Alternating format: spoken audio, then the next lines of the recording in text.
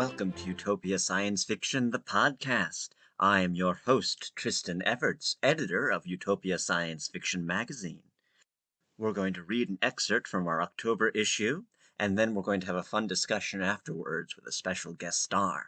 If you like what you hear today, if you want to hear more, please consider supporting Utopia Science Fiction by following the link below and signing up to our Patreon. You will receive awesome gifts, including free subscription to our magazine, a free book signed by a famous science fiction author like Larry Niven or Ray Bradbury or William Gibson and so many others. You'll also receive a bunch of bonus content that you cannot find anywhere else. You'll be able to speak directly to the editor and the Utopia Science Fiction staff and let us know what you want to see more of.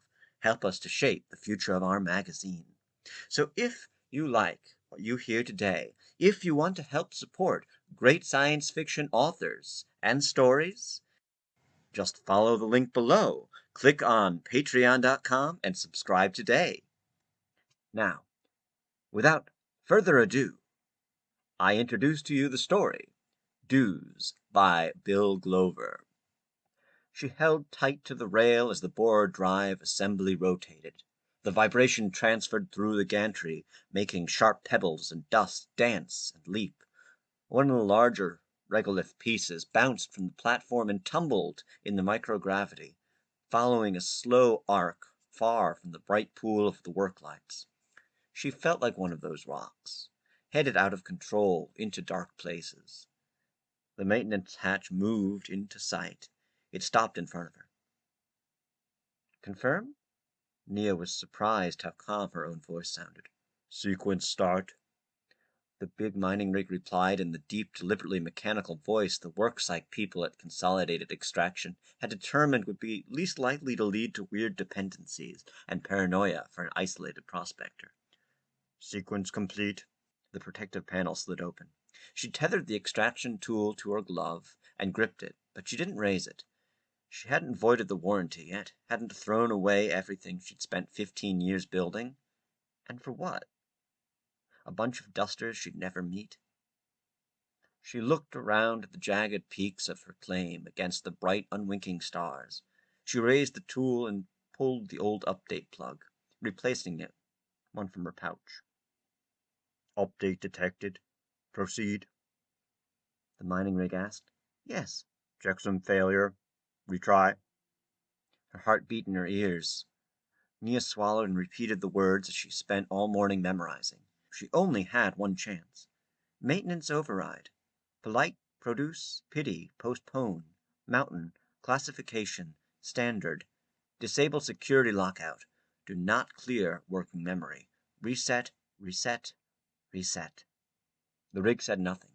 The deep thrum she had felt through her boots for so many years stopped. The running lights died.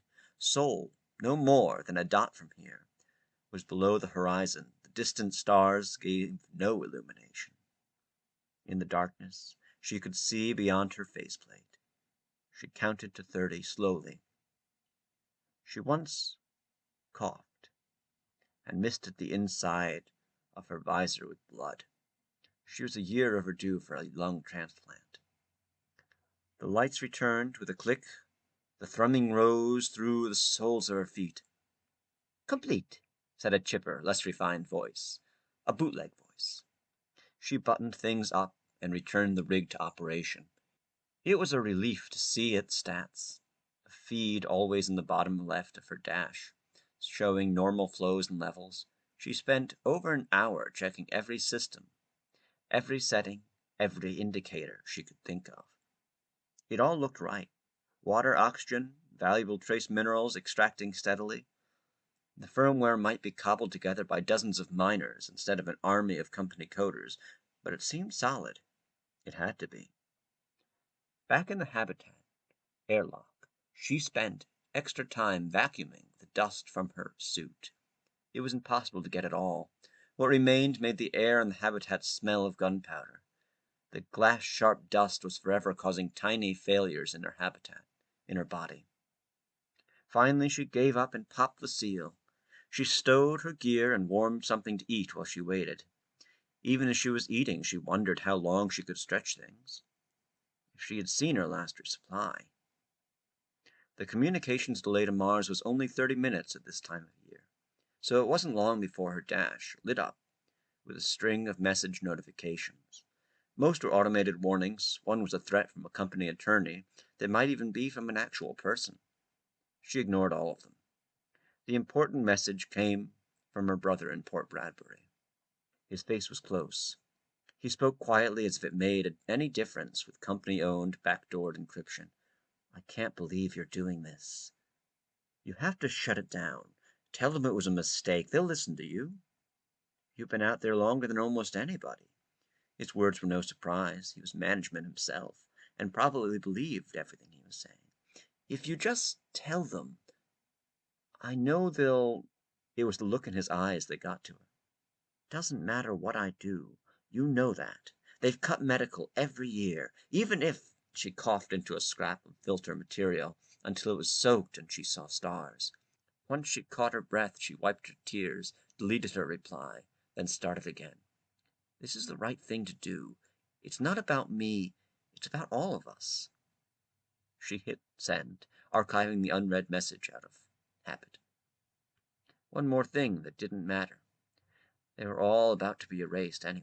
She pulled the other update plug from her pocket and inserted it in the main habitat console. This time, unlocking the firmware was much easier than with the mining rig. Her heads-up dash rebooted along with the habitat. The design was simpler. Notifications began to stream in from all the other rocks around her.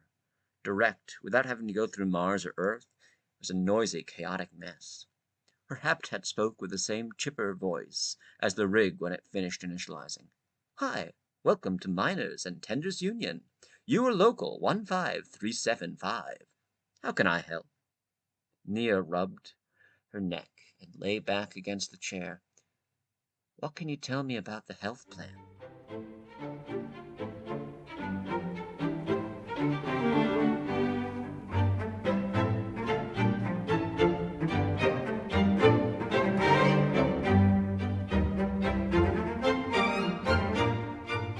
Welcome to Utopia Science Fiction, the podcast. Dystopia to Utopia. I am joined with special guest star today, Leon Perniciaro, and our design editor, Jonathan S., and we are talking about dystopian novels and how we would transform them into utopian. So first off, hello, Leon. Hello. All right, so does anyone have like a dystopian novel they'd like to start with? Let's start with a challenging one, 1984. I know, I personally love Big Brother. So let's do a quick summary for those people like me who don't remember 1984 since they read it more than 10 years ago. So Jonathan, do you want to give us a quick summary of 1984? Basically, the world is divided into three fascistic superpowers, and the main character, Winston, tries to get involved in a resistance movement to overthrow the government in his part of the world. And, naturally, it's all a trap. So what makes this particularly dystopian? I mean, obviously the fascist governments. Well, pretty much the fact that there is no victory in this one. The last line is, he loved Big Brother. Basically, the government is unassailable at this point. Yeah, it's been a long time since I read 1984, but there's the perpetual war too, right? The countries are always at war and people are always being sent off to kill each other. And I think the thing that makes it most dystopian is that people buy into it. You know, like, this is the right way the world should work and this is the natural way the world should work. There's also extensive disinformation and constant surveillance. Like, there are cameras in every home. And everyone's on Facebook. So what would we change to make this into a more utopian story? Can it be done? Yeah, I think they should start with Big Brother, you know, make him actually my big brother. You know, he's good at sports, he's affable, And I don't know. I think he would do a better job of running the world than whoever this is supposed to be an analog of, Stalin. Like I said, this is probably the most challenging dystopia to try to turn into a utopia, because the whole point of the novel was a warning against this kind of thing. And so it would lose its punch if it ended well for Winston, or if there was some sort of epilogue where Big Brother and this government just completely collapsed. True, but then the story itself wouldn't necessarily be utopian. What if you removed the war? If the war and the constant going on and killing people was taken out, would that make it more utopian? There's still, like, the constant surveillance, the fact that any resistance against the state is actually a trap by the state to catch anyone who is even remotely contrary to it. And the point of the war is so that you have someone to hate, to unify your section of society, right? It's not things are bad here, but those guys, they want to kill you and destroy your way of life. That's why they have the, what is it, 2 minutes, 5 minutes, 10 minutes of hate? Some number of minutes of hate. There's also Hate Week. Yeah, so you change that to Hug Week, right? 2 minutes of hugs. I think it's going to go a long way towards creating the utopia. I think that is the secret. So if you take those aspects out, can you have a utopia in which there is still a controlling government or constant surveillance? It's hard to think of an example where there's a autocratic government or a controlling government that is a utopian story. I can't think of a single example. So what springs to mind is the benevolent dictatorship that is the Kingdom of Jordan. It's a monarchy, but the king is actually decent to his people. So I think that it is possible to have these things exist where you could probably have a benevolent, controlling, authoritarian regime. It didn't work for Scar. It's not going to work for us. No, probably not. It definitely didn't work for Palpatine. Oh, that's actually a great example. You know, it's a utopia under Mufasa, right? Mufasa's overthrown. Scar is he brings in this dystopia. So I think throwing the lion off of a big rock is one way to approach utopia. I think that's a fine example. Yeah, I don't know. I haven't considered Emperor Palpatine as a utopian or dystopian figure, but I think he may lean in one direction rather than the other. Probably not towards the utopian side of things. So any more thoughts on 1984? I almost said Fahrenheit 451 and I stopped myself. Um, I remember when I was in 11th grade, we read this book, and we had to take a big test. And the teacher, Mr. Tillman, he was trying to trick people who hadn't read the book, and he had a question in the multiple choice, or an answer in every question in the multiple choice that was a unified story where Winston and the woman, I can't think of her name, Julia maybe, they escape on a train, and maybe they go to Switzerland and they live happily ever after. I feel like he was engaged in this utopian project, and I think I prefer his story. You know, I want a happy ending. What's this one where all the teens have to murder each other? Hunger Games? Hunger Games, exactly. Yes. Very dystopian, right? All the hallmarks, the evil government, the control, surveillance, but with the added bonus that, for whatever reason, they take people from various places and make them fight to the death. You know, this or Battle Royale, if you've read it or seen it. This is very dystopian. I read the first one. I have heard about it. I wasn't a fan. It's like written in present tense.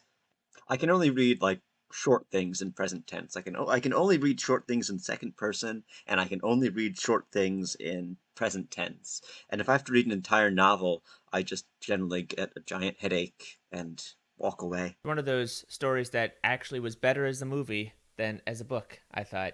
That's hard to do. I saw the first movie too, and then I never saw anything else because I never read anything else.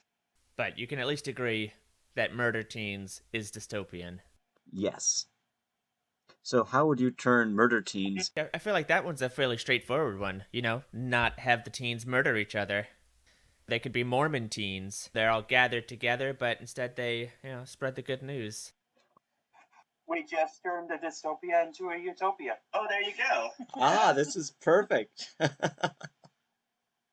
And I feel like the thing that makes this so dystopian, besides all the murdering, is the control, right? Like, you're not allowed to leave your section. You have to meet quotas for the government, and they monitor you and control your movement and all these things. There's widespread starvation and an overly segmented society. So you gotta break down those walls. So have you all read the story? It's an Ursula K. Le Guin story, and the names escape me. It's a utopian story. Is it the ones who walk away from Omelas? Yes, the ones who walk away from Omelos. I actually don't know how to say it. That's how it sounds in my head.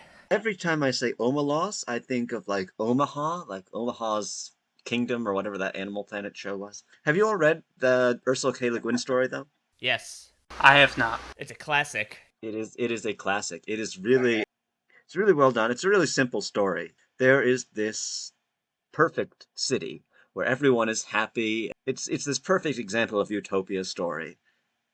And the price is that they have to lock away one person. I think it's like a child or something like that, and they have to be completely miserable. Like, they live in squalor and they live horribly. And that is the price for everyone else living in this utopian society. And the question comes down, is this story really a utopian story? Or is it kind of a dystopian story? If everyone in the society is perfectly happy, they have all their needs met, but this one person has to suffer in exchange, I guess. Yeah, I don't know. I always considered it, on the surface to be pretty straightforwardly allegorical of Western society and these sorts of things. Like, we live in material comfort or relative comfort, but other people around the world live in squalor. And so, like, can we justify our own happy existence with this fact in mind? But I feel like there's something else going on more deeply in the story. But there's some like just very good writing in this story. The last paragraph especially takes my breath away in some sense. My recollection is that they like, this kid lives in squalor, and it's totemic somehow. Like, they have to have this person as a symbol, because if they release this person, then for whatever like metaphysical reason, the whole society will collapse, and everyone accepts this as like a fundamental truth of their society. And so everyone goes to see this kid, and like, they see it and they cry, but they get over it, and they like feel like they're a better person, but they don't do anything to change it. But there are some who see this kid and they can't come to terms with it. They don't weep. They walk out the door, they walk down the road, and they leave town, and they never come back. This is like the progression that I remember. So I think the last paragraph is, at times one of the adolescent girls or boys who go to see the child does not go home to weep or rage, does not in fact go home at all. Sometimes also a man or woman, much older, falls silent for a day or two, and then leaves home. These people go out into the street and walk down the street alone. They keep walking, and walk straight out of the city of Omelas. Through the beautiful gates, they keep walking across the farmlands of Omelas. Each one goes alone, youth or girl, man or woman. Night falls, the traveler must pass down the village streets between the houses, with yellow-lit windows, and out into the darkness of the fields. They leave Omelas. They walk ahead into the darkness, and they do not come back. The place they go towards is a place even less imaginable, to most of us, than the city of happiness. I cannot describe it at all. It is possible that it does not exist, but they seem to know where they are going, the ones who walk away from Omelas. And there's this question, where are they walking to? Are they walking to some place that's better? Or is this a utopian society that they're walking away from? Are utopias built on absolutes? Is a society only as good as its weakest or most oppressed member? And I mean, it could also be, that to be happy, there's always a price. And I guess it's a question of if you're willing to pay that price. Or to make someone else pay that price. But I don't know where they're going. I think they're going out into the mountains to start like a guerrilla campaign. I like that. I think you should write the sequel now. I shared the ones who stormed the gates of Omelas, guns a blazing. But would that be a utopian story or dystopian story? I don't know. I don't know. Should we overthrow this society?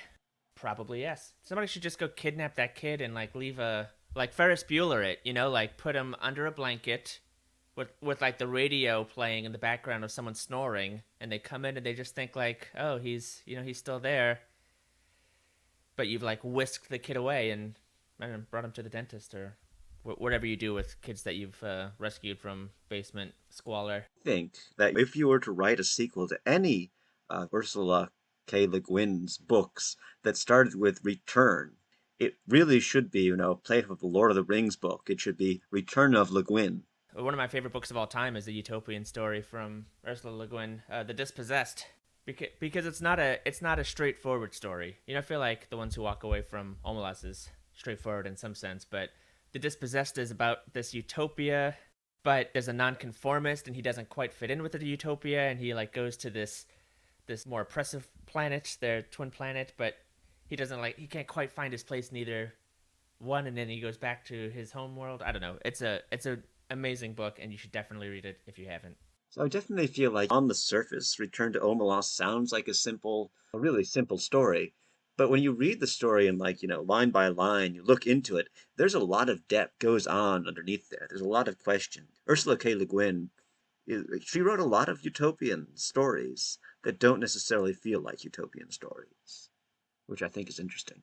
Yeah, or her dystopias are obvious or clear allegories, like The Lathe of Heaven, which is also a great book about this guy whose dreams come true, and his hypnotist, the psychotherapist, takes advantage of him to like bring about the utopia that he envisions, but it all goes horribly wrong.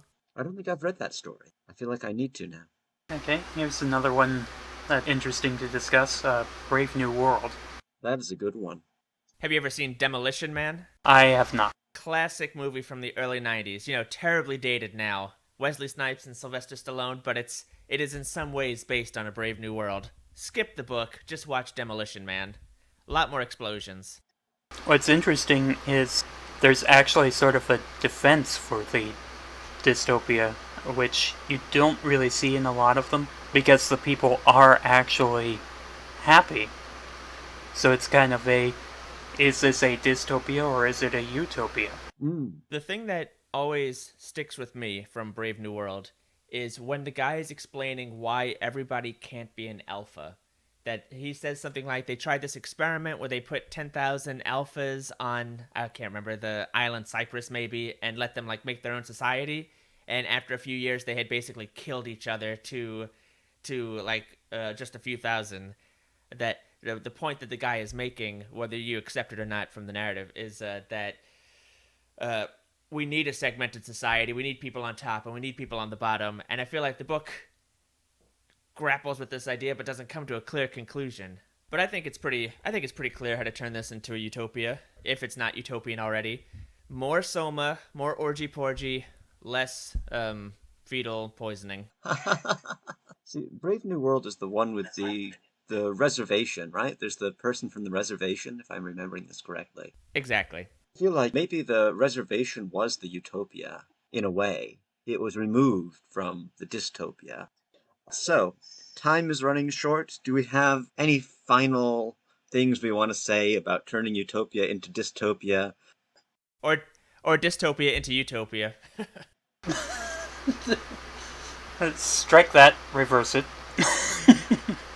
Yeah, my feeling is that it always comes down to segmentation and isolation. Like in every one of the stories we've talked about, it's that people are separated from each other artificially. And breaking down those walls is what brings the utopia about. Whether it's the 3 nations or the 3 superpowers in 1984 or the sections in Hunger Games. Break down the walls, man. Okay, that's what I had to say. Thank you all. Thank you, Leon, for joining this podcast. Hopefully we'll have you back on again. All right, later, Gators. You've been listening to Utopia Science Fiction, the podcast. If you enjoyed our story today by Bill Glover and would like to hear others like it, please check out our October issue, now available on our website under the Current Issues tab. A special shout out to all of our Patreon patrons who help make this podcast and this magazine possible. We couldn't do it without you. So from the bottom of my heart, thank you. Now, let us go forward, boldly into the unknown, onward, ever onward, onward through the impossible.